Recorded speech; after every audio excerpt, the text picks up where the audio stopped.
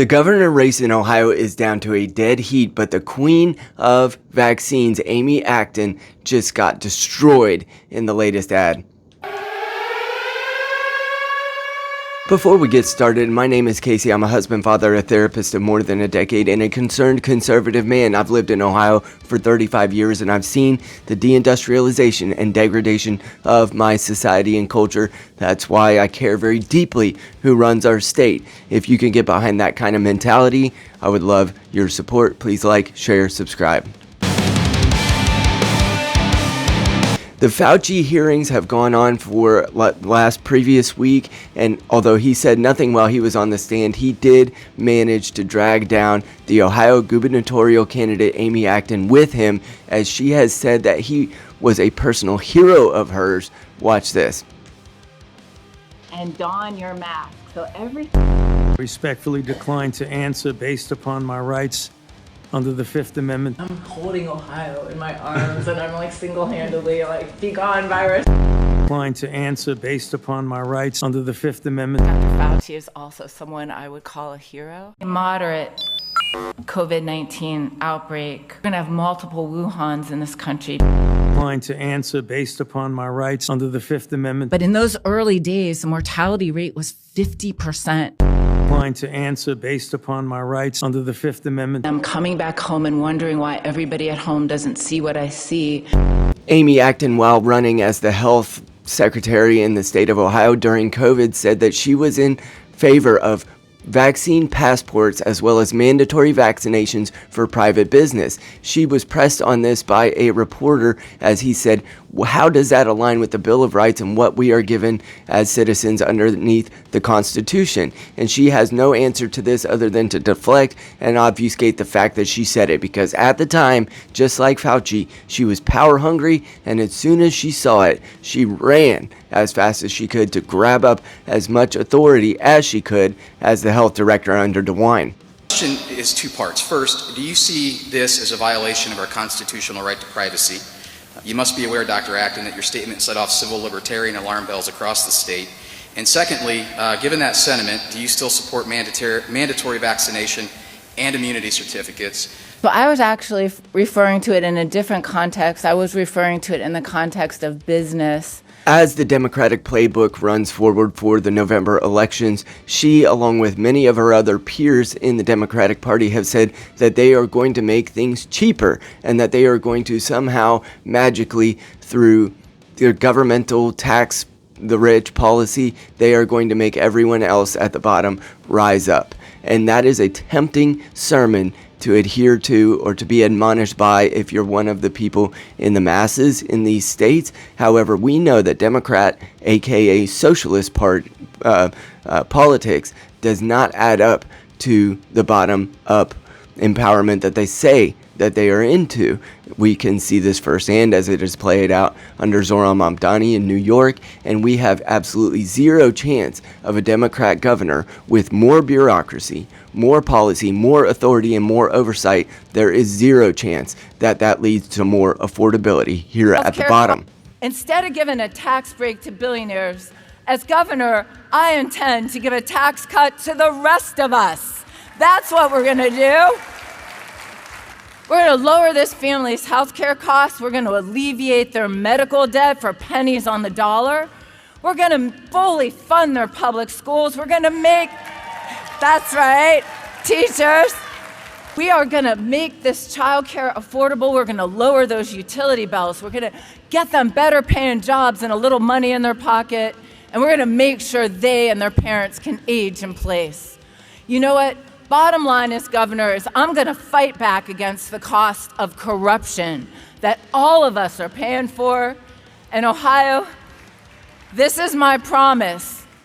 I'm going to make it all cost less. Early on during the pandemic, Amy Acton was quoted as saying that the fatality rate or mortality rate of COVID-19 was upwards of 50% when it was actually closer to 1. And as Vivek has pointed out, this was just a power grab on the part of somebody who is getting a little bit too close to the sun. Icarus, I believe. she just flew too close to the sun in terms of the power that she was attempting to grab here in the state of Ohio, and I sat under her orders knowing that they were incorrect and knowing that even the information that they were using was incorrect. They were using those policies to say they were protecting the young people of this state when in fact young people were not at risk. These are the types of Democrat mandates that gave me the admonition to start this channel so that we can tell the truth here from the ground, and hopefully someone will be swayed in the direction of not believing these low propensity voting speaking to politicians such as Amy Acton. Not only did we lose more people than all wars combined, it's actually a grave security risk. As you know, the economy completely crashed before single order was written. But in those early days, the mortality rate was 50%. The truth is Vivek Ramaswamy has outspent Amy Acton 90-1, and yet most of the polling in this state still puts them in a dead heat. And a large portion of that is because we have simply a Republican president and prices are still high. The Iran war is very unpopular and it's just not going well from the executive. And so Vivek gets tied to that. But Amy Acton has withheld her war chest for this election until the very end. Now we have 3 months left, basically 3 months, and she has been outspent 90-1, and that seems like it could be bad news for Vivek, as his policies or his messaging has still not gotten through to convince that many voters. However, Ohio has become a red state, and so when it comes down to it, will the Republicans of this state show up to the election booth?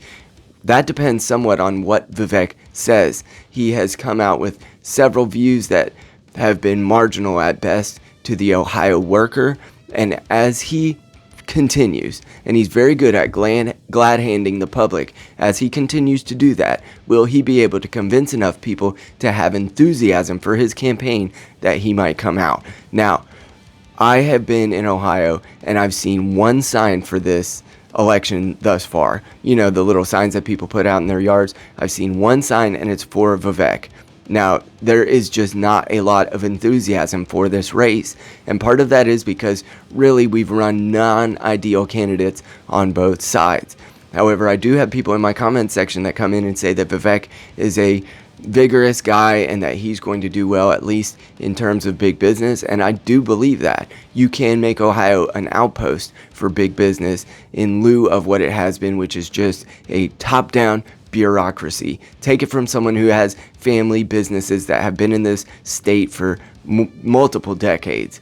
It is just not a good state for running a small business. So can Vivek convince people to have enthusiasm for him? Because the enthusiasm gap is pretty far. Of course, Democrats show up in a national election year with more enthusiasm when there's a Republican at the presidency.